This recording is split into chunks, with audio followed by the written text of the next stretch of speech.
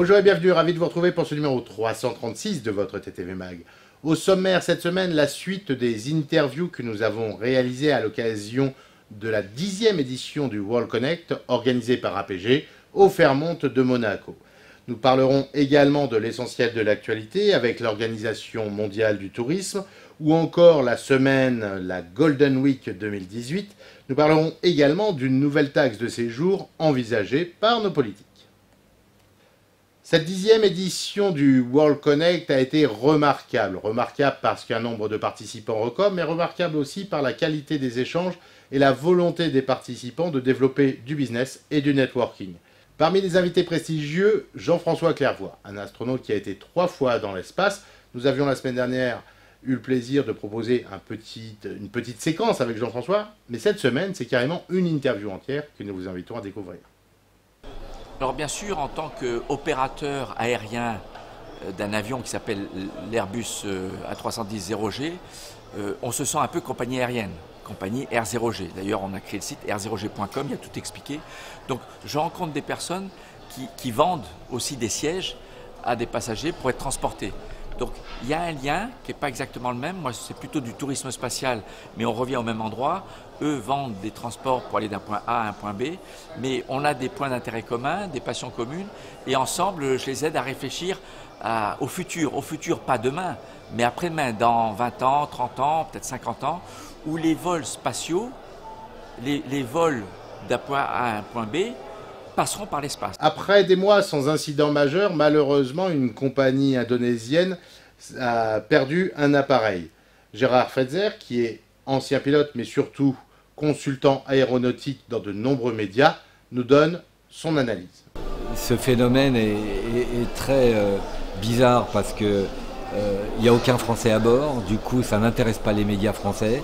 Alors évidemment on en parle beaucoup plus dans les autres pays, là où il y a des nationalités présentes. C'est comme ça, la vie, les nouvelles sont extrêmement sélectionnées en fonction de l'intérêt du public. Donc on n'en parle pas trop. Bon, qu'on ne parle pas trop des accidents d'avion pour les mettre en exergue, surtout lorsqu'on n'a pas de conclusion sur l'accident. On ne peut pas non plus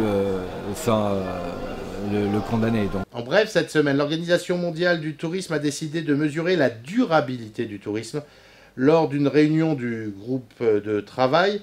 L'objectif est d'avoir de vraies mesures permettant d'estimer l'impact concret de l'activité touristique dans le cadre de politiques de développement local. Le tourisme durable a aujourd'hui des objectifs clairs, mais il faut être en mesure, à travers des indicateurs, de connaître la réalité de l'activité touristique et de son impact sur le territoire et les populations locales concernées.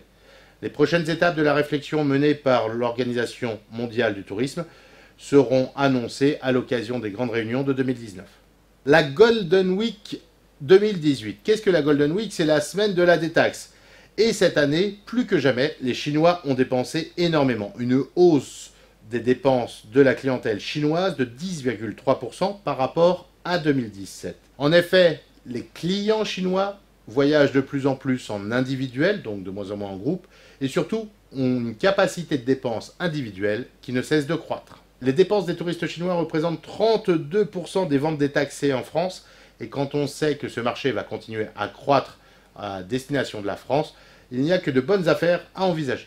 Taxe toujours, mais cette fois taxe de séjour. Selon Les Échos, le gouvernement devrait donner son aval à la création d'une nouvelle taxe de séjour régionale à 15%, et ce concernant l'Île-de-France. L'objectif est de recueillir des recettes qui seraient affectées à la Société du Grand Paris. Bien sûr, les représentations, et notamment l'UMIH et la GNC, l'UMIH c'est l'Union des métiers et industries de l'hôtellerie, et le GNC, le Groupement national des chaînes hôtelières, elles aussi, considèrent que cette mesure est inacceptable. Il n'en demeure pas moins que cette taxe devrait pénaliser le pouvoir d'achat des touristes français et étrangers qui se rendent en Île-de-France. De plus, cette taxe semble en totale contradiction avec les objectifs fixés par le Conseil interministériel pour le tourisme. Roland Aiguy, le président de l'UMIH, rappelle également que les professionnels apportent une contribution majeure à l'équilibre des comptes publics quand la fiscalité applicable aux locations meublées est, quant à elle, insignifiante. Cette taxe verra-t-elle concrètement le jour? Affaire à suivre. Retrouvons maintenant notre dernier invité. Il s'agit de Jean-Louis Barrou, le président fondateur du World Connect, un grand monsieur de l'aérien qui, à chaque fois, a réussi la prouesse de regrouper des gens du monde entier pour leur faire partager des moments d'émotion, mais également des échanges de qualité. Nous avons eu la chance d'avoir de très bons intervenants. C'est pas toujours facile d'avoir Sir Tim Clark ou Jean-François Clairvoy, mais en même temps, et Peter Bootsma d'Air France KLM, et j'ai découvert un homme tout à fait charmant. Et puis Marc Rochet, que nous connaissons depuis longtemps, qui dit toujours des choses de grande qualité que j'ai la chance de comprendre. Voilà, c'est la fin de ce numéro. Merci à tous de votre fidélité. Portez-vous bien et rendez-vous la semaine prochaine.